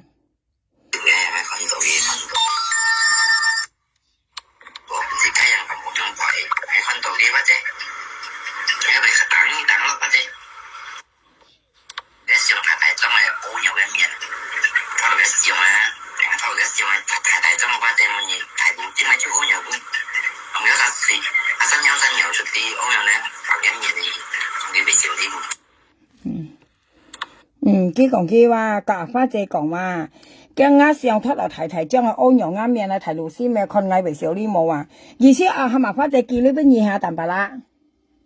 而且你係麻花姐見呢邊嘢啊，出我上歐陽嘅落去係麻花姐見呢樣下，而且識啲女下淡白啦嚇，而且識啲樣嘅女下，而佢咖花姐講啊。佢講咧啱上啊，咧那出提將啊，計馬來歐牛落去啊，歐牛啱上啊，困嗌為少呢冇佢講啊。佢人喺滿呢淡白啦，呢條啊樣做嗌條冇嗱，嗌條出鳥晒上啊，計田滿堂啊燒冇嗱，嗌條出鳥晒上歐牛歐時揼一面喺度去嗌條冇嗱，淡白啦呢條嗌條冇啊滿嘢啊，佢人呢淡白啦，咁那啱上啊歐時牛去揼一面喺度去嗌條冇嗱淡白啦。ngay sau cho ngay hiểu thất nhất xem á ô xì nhau tập nhất miền rồi ngay hiểu môn à sự cái nhân sinh là một片nhân là lưỡi xe nhau à ơi lưỡi ơi cho à tạm bà la mấy con nên nhớ chi bài ở bên bây bộ nhân cái kỳ lưỡi bên nhì à đeo tạm bà la ơi đeo chỉ cái ơi lưỡi ơi cho à một nát đấy nhau tiền chi à东西là片nhân này lưỡi à đeo như còn bà phátใจthằng sẽ bà phátใจkỳ lưỡi bên nhiều tiền chi tạm bà la mô nổ xì ai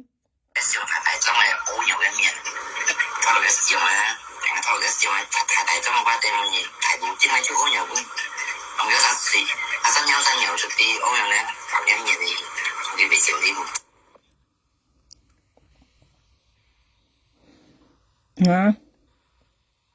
Hay là thọ sinh còn nhị ăn kiểu hay không?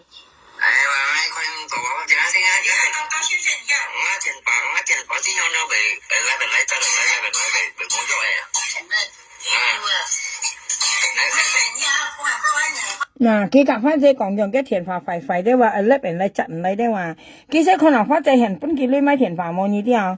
cái lẽ sẽ kiểu à là san nhau á còn chết còn ba cái dư nhìn cái mai bún kề còn chết còn ba tôi nhìn cái bộ nhìn mai thiền phà mai lẽ mai cái bún kề như gần cái cổ lò bạc cái nhìn cái ta thấy vẫn là dây bún kề lưỡi trâu cái cái nào mai hết luôn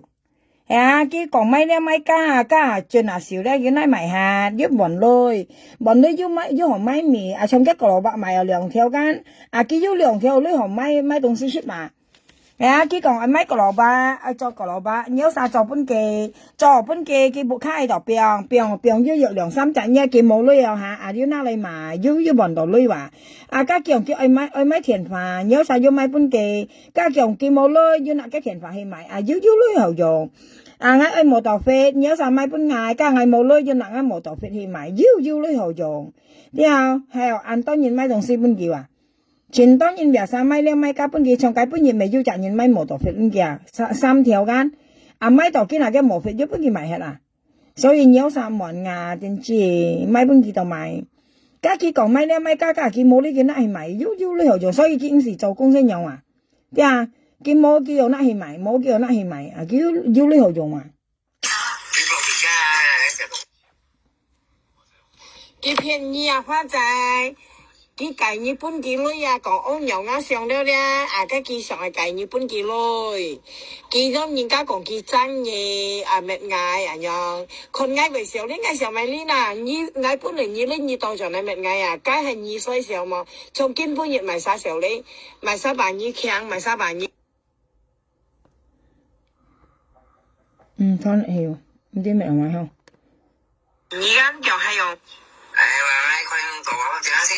lý nè như ngay bún này như lên như tao cho này mệt ngày cái hình như xoay xíu mà trong kinh bún nhiệt mày sao xíu đấy mày sao bà Nay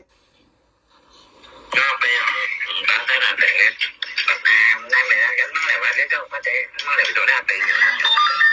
你聽佢講啊，你聽佢教花姐講咪啊？叫花姐突然間入呢咪佢講，今日出落5%佢講啊，叫田法啱啱嚟喐佢講啊，意思講咪啲啊，可能花姐咪猜過哦，又淡白啦，呢田法快係啦，搬熱呢咪了，淡白啦，咁樣啊，但邊啊花姐跟冇除嘅。你識教花姐先嘛啦，其中嘅痛苦啊，佢講俾花姐聽緊，話花姐曉買本記，事實呢條片，用事實按叫咧，朋友未見下咧，你杯咧要年lang2年啦，未見下，有啥聽人未見下咧，年lang2年啦，不過花姐基本嗌咧，嗌到50粒過出去啊，見下先粒啊，50講出去噶，見下提熱拎講出去噶。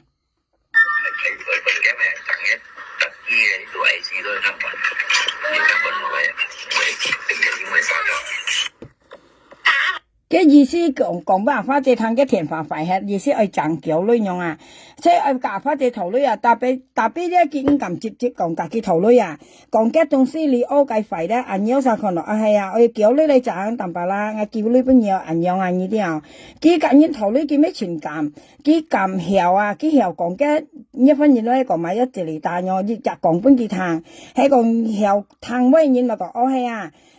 叫女嚟賺啦，要女學賺望基本嘢多數要人跟為人用氣，所以其實講就意思本來花姐聽，特別花姐跟冇費嘅，因為花姐啲嘅嘢啊，呢啲朋友家佢啲家13點嘅嘢啊，家到嘛到面嘛到係冇幾啲，係冇啲13點嘅嘢咧唔通氣啊呢啲啊，佢唔啲時候呢樣嘢唔通氣啊，所以佢講按多杯都冇人隨佢咧，佢肯繼續講啊，叫你識唔啲時候呢樣咧。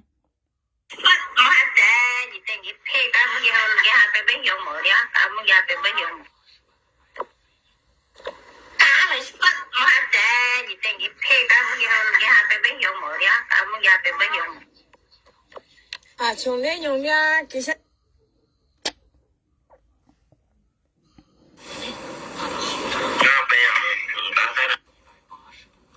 花姐意思送去失叫啊，點杯藥而家先送去失叫啊，或者咁傻嘅花姐。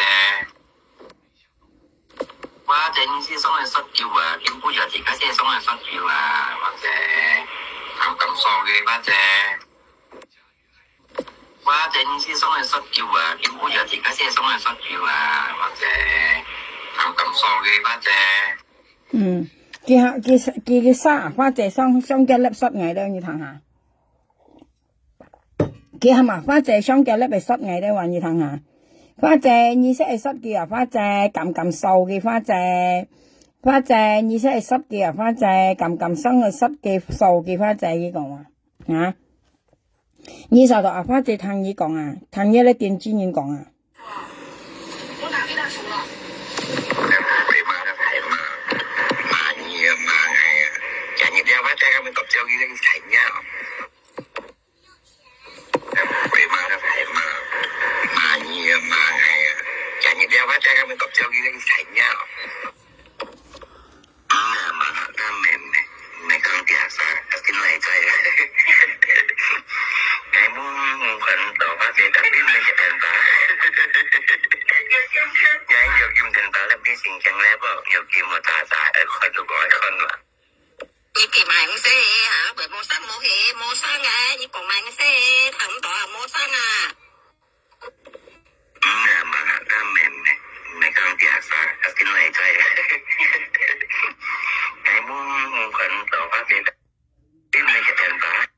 你知啊，講呢講計啊攬頓褲啊，計啥價嘅攬頓褲啊呢啲啊，佢肯春本花姐聽呢佢兩公婆，佢肯春本個攬頓花姐聽，今日未粒人來下，個攬頓褲啊，講下寄出去啊，佢肯春本花姐聽，按號師冇淡白啦，呢度花姐寄呢邊嘢淡白啦。anh ăn kẹo ăn bồi tạm bảo là ăn kẹo cái chuyện mua đồ xe nhìn nhìn sẽ còn chỉ phơi vào cả cái lỗ phao anh yêu kỳ lấy mà phát triển yêu kỳ lấy bên nhà như kỳ ta đâu đi chợ nó làm tuần khuya cái làm tuần khuya còn mày áo còn cái bột trái ngày nay lắp chuột hìa cái còn muốn cái còn mày con đấy mà các bột đấy ngay dùng mày con hay ngay con ngay hắn lắp chuột hìa đâu mày nè 係我愛看啊，我咧咁有晒看到埋我小呢幾度埋我都不能嚟看到係啊，自家出唔會看到先俾咱拎出去啊，把本幾趟下年自家人生冇用做，從幾難有晒很撳麼，很撳不濟麼，買衫撥我都拎出去，看有晒事麼自家有歡面嘅咧，到啲啱人唔係有人，自家下年唔冇。再啲到本自家嘅老婆，自家愛錢看，唔冇本時間本人看。ทำไมทาง我兩班人ทำไม本面啊？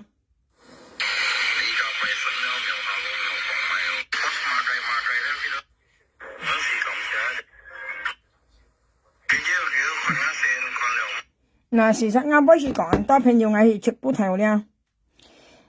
同埋春園非常大，很要腳啊！我猛要跟你講先啊，你哋嚟嚟齊咧。你含一春園非啊，點硬一春園非未吹過啊？你哋嚟啦，不要我加來先。你春園非啊，你本人家未落暗間呢？點知春園非？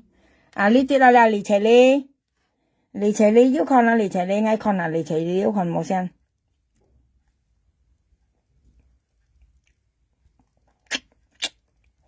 李斜哩，李斜哩愛看到你噶，李斜哩喺門背度抱啊，真係見咁咯。事實我是看到你咧，李斜哩你就出去揾殺抱下。事實呢度李斜哩嗰啲一春園飛落暗間呢，一春園飛落暗間咧，很要腳啊！呢度呢啲春園介紹李斜哩，一春園飛落暗間呢。你啲嗌猛要個播出嚟，所以嗌咗前間鉗到你啲一春園飛馬術笨雜啦呀，前介紹嚟齊你呢啲咧要關於一春園飛咧聽咪幾落暗間呢聽咧咪一春園飛落笨雜啦，馬術笨雜啦呢啲都要介紹嚟齊你我跟你講啦，你都三號點hết啦，你再唔好講香港台灣哪裡比啊，唔好比啊，香港台灣唔好哪裡比啊，你啲香港台灣唔好哪裡比啊，你本人小人台灣地方跟香港嘅地方唔好哪裡相比啊，我哋跟你講前其他簡單講香港咧掃垃圾咧朋友家咪有掃垃圾咪有日本講一言你講咪意思掃垃圾掃街你啲做緊有垃圾鋪垃圾爐垃圾鋪啲掃垃圾都係要搵2萬扣佢看醫生時累錢多嘅東西要運中錢好嘅阿姨啲朋友自家講最低最賤嘅咧家工作咧香港你掃垃圾咧都係要40條人年類差唔多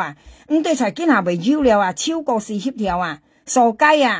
啲得做垃圾爐所以我車講嘛，自家唔好哪裡比為笑本人笑時hết我朋友咧佢交台灣人佢香港人佢到去台灣旅行咧到認識到熱習台灣嚟仔過嚟佢佢結婚本來佢香港佢做工咧佢做3萬人扣人年裡70人條3萬差唔多4萬3萬人扣嘅咩講講嘅咩跟講係朋友我朋友嘅計妹咧佢跟佢去台灣旅行間過嚟佢去台灣旅行到認識熱習嚟仔咧到台灣嚟仔佢到佢結婚結婚佢台灣hết佢因為佢按殺結婚跟咗4年佢到按殺hết間過嚟咧佢到佢香港做工間3萬人扣3萬人扣嘅台灣都是10個萬熱習一你啲台灣都是10個萬習一但比香港呢度3萬人佢1萬到3萬香港台灣呢佢3萬佢咪10個萬咯10個萬台灣呢間佢做熱習一10個萬你啲但比咧佢交台灣人間佢到去台灣hết佢做工咧為香港呢4萬個扣過嚟咧佢將嚟2習4年佢到盡香港做工嘅老婆嘅老公嘅4年到台灣佢咧1年2-3年盡台灣hết盡台灣看嘅老公嘅4年佢咧到盡喺香港做工我跟你講所以咧你台灣咧唔好拿香港嚟比你啊講做工跟阿姨多個嘢啊，你唔係講抗衰啊，因為你講嘅嘢嘢啊，分面啊阿姨講嘅嘢啊，但係呢度我跟你講嘅意思啊，所以你台灣咧唔好拿香港嚟比啊，你人家講滿比跟牛比啊，兩班比都比唔上啊，跟你講啊唔好硬硬啲啊。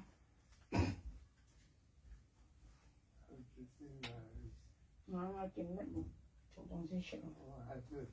啊？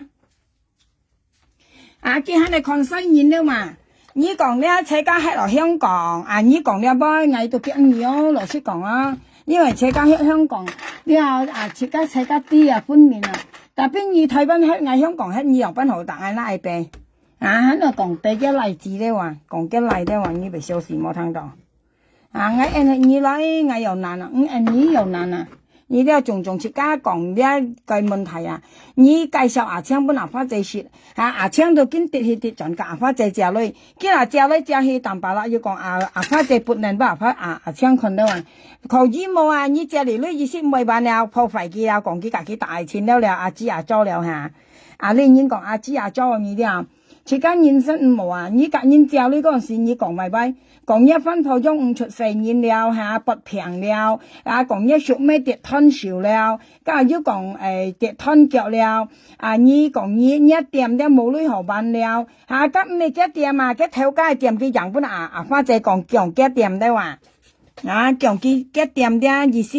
佢自然係計木啊計店嚟開店啊，佢講冇女學交咪交資啊，你已經講冇女學交資要個花姐知啊。跌去跌撞出用假花仔食女吧，講七講八用假花仔食女啊！見嗱咧見冇女學辦咯嚇，或者上五位辦咯嚇，佢又講假阿昌大錢咯話，你講按多杯多買，你食女你是咪講大錢啊？你是講一咪你屬咩跌吞少，你一分鋪中成年咗唔出，你冇同阿花仔講嘅實資滿嚇，實資滿意思嘅資幣中唔出啊，你一踢四啊嘅空啊！一我開刀拿出來啊，係唔明嘅，而家都唔係啲，特別嘅每度人樣講，見嗱你要女學辦冇女學辦啦，你就嗱聲講花姐隔你大錢了，撥命了，撥呢撥家了唔冇，你冇女學辦，你都唔好講一樣嘅破費你嚟咩啊？你冇女學辦，你只你嗰陣時你先咪講隔大錢嘛？你所以講一部卡人撥平，一屬咩跌吞少咧話，